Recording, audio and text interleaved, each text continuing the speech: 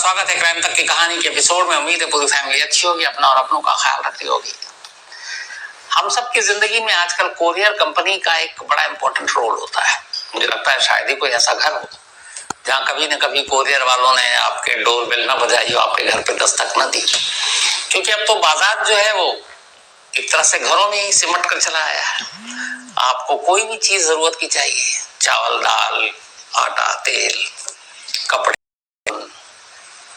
कोई भी electronic item, shoes, चप्पल, मिठाई, वो सारी चीजें आप बस ऑर्डर कीजिए और आपके घर पर हाजिर।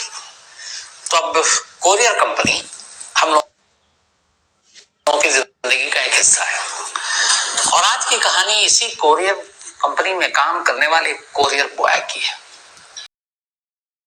कैसे एक शख्स अपना एक दिमाग लगाता है और इसी कोरियर कंपनी के थ्रू कैसे वो कुछ लालच में पड़ता है और फिर उसके हाथों एक कत्ल होता है। और उस कत्ल के बाद कोई सुराग नहीं, कोई सिरा नहीं, और पुलिस सिर्फ एक वजह से कैसे उस कातिल तक पहुंचती है। कहानी बेंगलुरु की है। बेंगलुरु से करीब 194 किलोमीटर दूर एक इलाका है जिसका नाम है अरासीकेरे। इसी अरासीकेरे में हेमंत नाम का एक लड़का रहा करता था। हेमंत ने ग्रेजुएशन तक पढ़ाई की, लेकिन फाइनल ईयर से पहले ही फिर उसने पढ़ाई छोड़ दी और उसके पिता की डेथ हो चुकी थी। एक भाई था उसका नाम था मांजा नायक। वो उसके साथ और अपनी माँ के साथ बेंगलुरु के इसी अरासीकेरे इलाके में रहा करता था। पढ़ाई छोड़ने के बाद वो बेंगलुरु चला गया कि किसी नौकरी की ताक पैर मारे और आखिरकार एक कोरियर कंपनी में काम करने लगा। ये कोरियर कंपनी वही सी जो आपके सारे सामान घर तक पहुंचाती है। इसका नाम था ई कार्ट लॉजिस्टिक। कंपनी का नाम था ई कार्ट लॉजिस्टिक। ठीक ठाक जिंदगी चल रही थी हेमंत की। तभी 7 फरवरी को हेमंत के एक कोलीग का इसी ई कार्ट कंपनी से फोन आता है हेमंत के भाई को, यानी उसके भाई मांजा नायक को, और कहता है कि आज हेमंत दफ्तर तो आया, उसके बाद उसने सामान पिक किया डिलीवरी के लिए और उसके बाद गया, अब लेकिन शाम हो गई, लौटा नहीं है और उसका मोबाइल स्विच ऑफ है। अब जब आप कोरियर कंपनी में काम करते हैं इस तरह के डिलीवरी बॉय के तौर पर, तो आपका मोबाइल बहुत जरूरी है, क्योंकि अगला कहाँ देना है, कैसे मिलना है, कस्टमर का क्या नंबर है। लेकिन फर्स्ट डे ऐसा था कि उसका मोबाइल स्विच ऑफ था। तो उसने कहा कि बड़ी फिक्र हो रही है, देखो कहाँ है। अब मांझो को भी फिक्र हुई उसके भाई को। उसने उधर उधर तलाश किया। 7 फरवरी की बात है, पूरी रात ढूंढता रहा।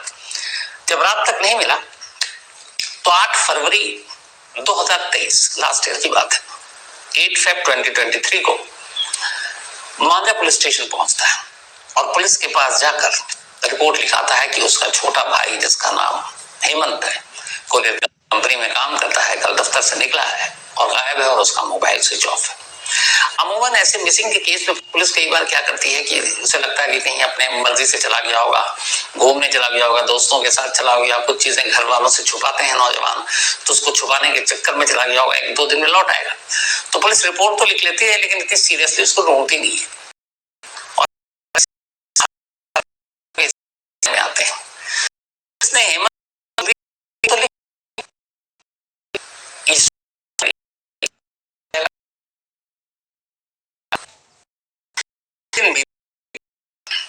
पुलिस भाई पहुंचे कि कुछ हुआ, पुलिस कहे कि हम ढूंढ रहे हैं, मिल नहीं। 8 दिन 8 फरवरी की रिपोर्ट ली, एक लावारिस लाश मिलती है। लाश की सूचना पुलिस को मिलती है। पहले रेलवे पुलिस लाश को उठाती है, उसके बाद लोकल पुलिस को खबर करती है, क्योंकि पोस्टमार्टम जब होता है तो पता चलता है कि उसको चाकू से स्टैब किया गया है। और दूसरी बात यह थी कि उस लाश को जलाने की कोशिश की गई, इसलिए उसका चेहरा वेरा सब बिल्कुल पहचानने लायक नहीं है। तो जब लाश को जलाने की बात सामने आई, चाकू से स्टैबिंग की बात सामने आई, तो सिंपल केस ही तो एक मर्डर का हो गया। तो अब लोकल पुलिस ने मर्डर का केस दर्ज किया, लाश को कब्जे में लिया। और जब इस लाश के बारे में पुलिस स्टेशन में पता चला, चूंकि लोग हर पुलिस स्टेशन को खबर दी गई कि इसकी शनाख्त में मदद करो, तो उस पुलिस स्टेशन में भी ये खबर पहुंची जिस पुलिस स्टेशन में हेमंत की गुमशुदगी की रिपोर्ट दर्ज थी। तो एक पुलिस वाले ने कहा कि यार चलो उसको देख लेते हैं, कहीं ऐसा तो नहीं हुई हो। तो फिर हेमंत के भाई को, मांझा को फोन किया गया, उसको बुलाया गया और एक सरकारी अस्पताल के मुर्दा घर ले जाया गया। वहां उसने लाश देखी, कुछ कपड़े अब भी चिपके हुए थे। उसने उन कपड़ों से पहचान लिया कि उसके भाई हेमंत की लाश है। उसने पुलिस को बताया कि उसके भाई की लाश है। अब यानी कि हेमंत का कत्ल हो चुका था। पुलिस 8 दिन से जिसे ढूंढने की कोशिश भी नहीं कर रही थी, उस उम्मीद पर कि लौट आएगा, अब वो इस दुनिया में ही नहीं था। अब पुलिस पहली बार सीरियस होती है, 302 का मुकदमा दर्ज करती है। अब इस मर्डर केस की इन्वेस्टिगेशन शुरू करती है। सबसे पहले पुलिस उसके बारे में पूरी जानकारी हासिल करती है, उसके भाई से, बाकी उसके कोलीग से। सारी जानकारी हासिल करने के बाद अब उसके मोबाइल के कॉल डेटा को भी खंगालती है।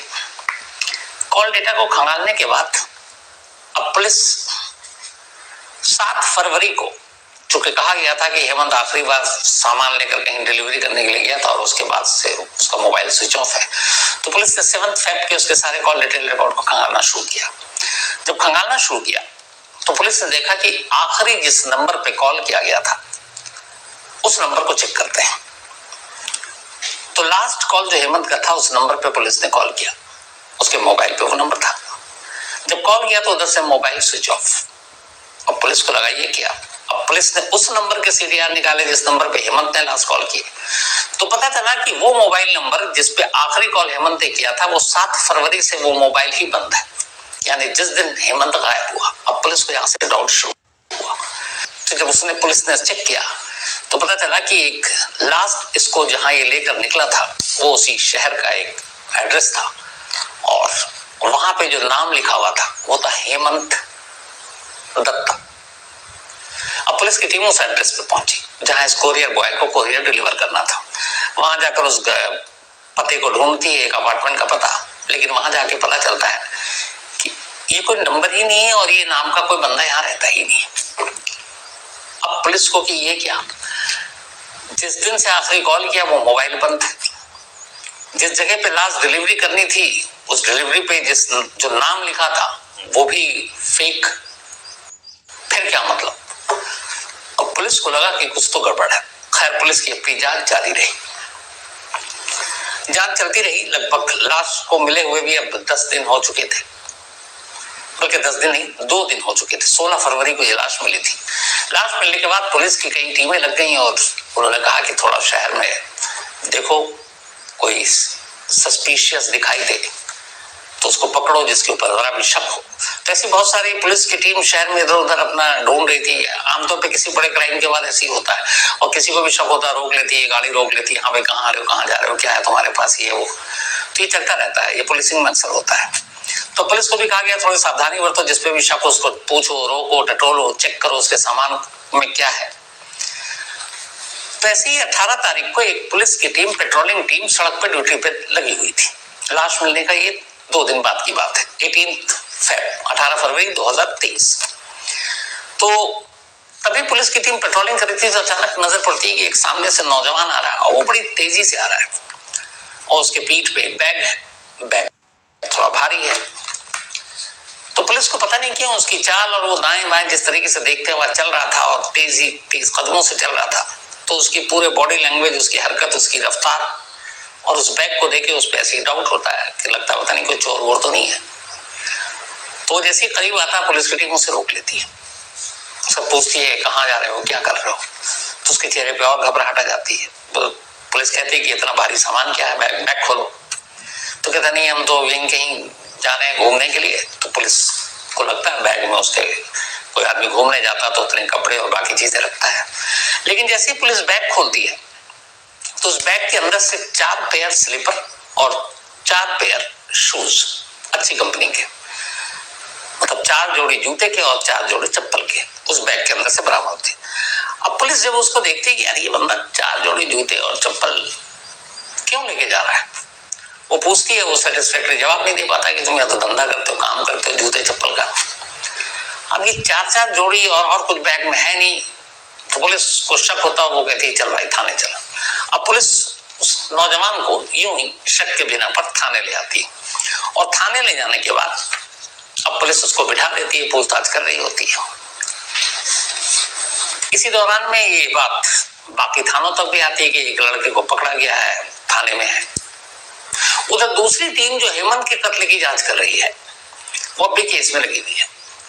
अब तब तक तफ्तीश में ये पता चला कि जो 7 फरवरी को हेमंत जब लास्ट टाइम अपनी कंपनी से निकला था डिलीवरी देने के लिए, जिस हेमंत दत्ता के नाम, और उससे पहले उसे एक और डिलीवरी देनी थी, और जो डिलीवरी देनी थी उसमें कुल 2 आइटम थे हेमंत दत्ता के अलावा। तब डिलीवरी की लिस्ट निकालेंगे कि उस दिन क्या क्या डिलीवर करना था। तो पता चला कि उस दिन हेमंत को एक जगह पे 4 जोड़ी चप्पल और 4 जोड़ी जूते डिलीवर करने थे, और एक सेकंड हैंड आईफोन, ये 2 चीज डिलीवर करनी थी। अब जैसे ही पुलिस को पता चला कि 4 जोड़ी जूते और चप्पल, इसी दौरान में शाम होते होते है कि एक सस्पिशियस को ऐसे पकड़ा है, उसके बैग में से 4 जोड़ी जूते और चप्पल मिले। ये बात उस टीम को पता चली जो उस हेमंत के कत्ले की इन्वेस्टिगेट कर रही थी। वो थाने आती है, पूछती भैया ये दिखाओ क्या है। अब वो उस बंदे से पूछती भैया तुम्हारा नाम क्या है, तो कहता मेरा नाम हेमंत। अब जैसी नाम सुनती है पुलिस कान खड़े, क्योंकि आखिरी ऑर्डर जो देना था 7 फरवरी को जहां निकला था वो हेमंत दत्ता के ही नाम पर था। अब पुलिस उसकी सारी चीजें पता करती तो बताता है भाई ये हेमंत दत्ता ही है।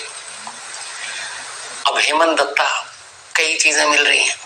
अब पुलिस ने हेमंत दत्ता के उस मोबाइल को फिर से लोकेशन को ट्रेस किया कि 7 फरवरी को हेमंत का मोबाइल का लोकेशन और जो दूसरा हेमंत है जो डिकीज है जो मारा गया उसके मोबाइल का लोकेशन, तो पता चला कि दोनों का लोकेशन एक ही जगह था। तो कई सारी चीजें मैच कर रही थी। अब पुलिस ने हेमंत को उठाया और उसका तसल्ली से उससे पूछताछ की। जब तसल्ली से पूछताछ की तो फिर हेमंत ने एक कहानी सुनाई, और इसी कहानी में बहुत सारी चीजें हैं। हेमंत भी एक कोरियर कंपनी में कोरियर बॉय के तौर पर काम किया करता था। अपनी मां के साथ रहा करता था, पिता की इसकी डेथ हो चुकी थी। एक भाई था वो अलग रहा करता था। हेमंत का कुछ महीने पहले लास्ट ईयर नवंबर दिसंबर में मोबाइल चोरी हो गया। आईफोन का शौकीन था, उसे चाहिए था आईफोन। अब मोबाइल चोरी, उसे लगा अब क्या करें, तो उसने एक सेकंड हैंड आईफोन का ऑर्डर दिया किसी कंपनी में कोरियर। अच्छा, ये चूंकि कोरियर कंपनी में काम कर चुका था, इसे कोरियर कंपनी के बारे में बहुत सारी चीजें मालूम थी। फिर इसने नौकरी छोड़ दी थी और इधर बेरोजगार था, आईफोन चाहिए क्योंकि खो चुका है। अब क्या करे, किसी भी कीमत पे चाहिए। तो उसने अचानक देखा कहीं एडवर्ट, तो उसने कहा कि एक आईफोन सेकंड हैंड 45,000 का मिल रहा है। इसने बुक कर दिया और उसे लगा कि अगले कुछ दिनों में 45,000 जोड़ लूंगा। लेकिन इत्तेफाक से जो डिलीवरी डेट थी उस डेट तक ये पैसे जुगाड़ ही नहीं कर पाया। 7 फरवरी को डिलीवरी होनी थी। 7 फरवरी को तो कहता कि नहीं आप पहले डब्बा खोलो, क्योंकि कई बार शिकायत होती है इलेक्ट्रॉनिक आइटम में आपने आईफोन का डब्बा है, अंदर मालूम है ईंट ही निकल गया या फिर कोई मामूली फोन निकल गया। तो उसने कहा ठीक है, उसने कहा पानी पियोगे, पानी पिलाते हैं। अब वो हेमंत बेचारा आईफोन का डब्बा खोलकर दिखाने की कोशिश कर रहा है। ये उसी दौरान पानी के लिए उठता है। माँ उस दिन घर पे थी नहीं, किचन में जाता है, एक वजनी चीज लाता है और पीछे से हेमंत के सर पे मार देता है। खून से लथपथ हेमंत गिर पड़ता है। फिर उसको वो चाकू से कई बार गोदता है। मारने के बाद जब उसको लग जाता है कि ये मर चुका है, तो फिर उसकी लाश को बाथरूम में ले जाता है, ब्लड साफ करता है। अब उसके जो बाकी जो कुरियर उसको डिलीवर करना था वो भी देखता है। बैग एक बड़ा सा लाया था जो आमतौर पर होता है, तो उसमें 4 शूज थे, अच्छी कंपनी के 4 पेयर थे, स्लीपर के, चप्पल के। वो उसको निकालता है। धीरे धीरे फिर रात होने का इंतजार करता है। सब कुछ साफ करने के बाद बाहर जाता है, एक बोरी खरीदता है, बोरी खरीद कर लाता है, क्योंकि उसे ये डर था कि कहीं लाश यहीं रहेगी तो इसमें से पकड़े जाएंगे। बोरी में लाश भरता है और इसका रात होने का इंतजार करता है। फिर एक केरोसिन तेल खरीद कर लाता है। उसके बाद रात को बोरी में लाश को पैक कर जाकर बोरी को केरोसिन तेल से उस पर डालकर आग लगा देता है। ये सब करने के बाद वो वहां से वापस आता है, मोबाइल को बंद करता है और निकल जाता है। चूंकि आईफोन का ऑर्डर देने के बाद भी वो 40 या 45 साल का इंतजाम नहीं कर पाया, और उसे लगा कि अब तो मिलेगा नहीं, लेकिन ये फोन चला जाएगा। तो उसने कहा कि कोरियर बॉय को पैसे दूंगा ही नहीं। और यह उसके सामने जो भी जिस तरीके से पेमेंट था, क्योंकि उसने पेमेंट जो था वो डिलीवरी के बाद वाला ऑप्शन चुना था, तो मुफ्त में फोन लेने के लिए उसने अपने ही कभी हम पेशा रहे एक कोरियर बॉय की जान ले ली। इस पूरे केस में पुलिस ने सिर्फ उसके लास्ट ऑर्डर, लास्ट कॉल और वो चार जोड़ी जो जूते और चप्पल, इस बिना पर इस केस को सुलझाया और कातिल पकड़ा गया।